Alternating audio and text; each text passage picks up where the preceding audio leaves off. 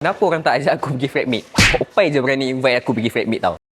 So hari ni aku akan pergi ke Opai Sensation. Bagus sebenarnya Opai ni. Dia kumpulkan semua fragrance reviewer, lepas tu founder and also peminat perfume dekat satu event yang macam ni. So that kat sini kita dapat berkumpul, sharekan knowledge and also dapatlah juga buat networking kat sini. Aku sebenarnya demam tau, tapi disebabkan aku nak sangat pergi event ni, aku gagahkan diri juga datang dekat Opai Sensation ni. Ini merupakan aku punya Fred Meet yang ketiga. Aku tak tahulah kenapa orang tak ajak aku pergi Fred Meet. Opai je berani invite aku pergi Fred Meet tau. Jom kita tengok apa yang ada dekat dalam tu.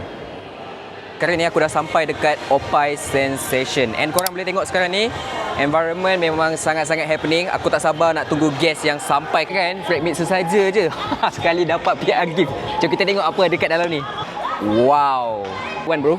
MK197. Korang kan kalau ada husband, korang belikan perfume ni.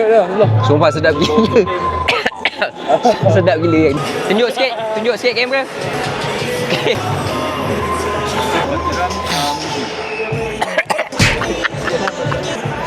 Oh, dia bawa baju ni. Oi. YK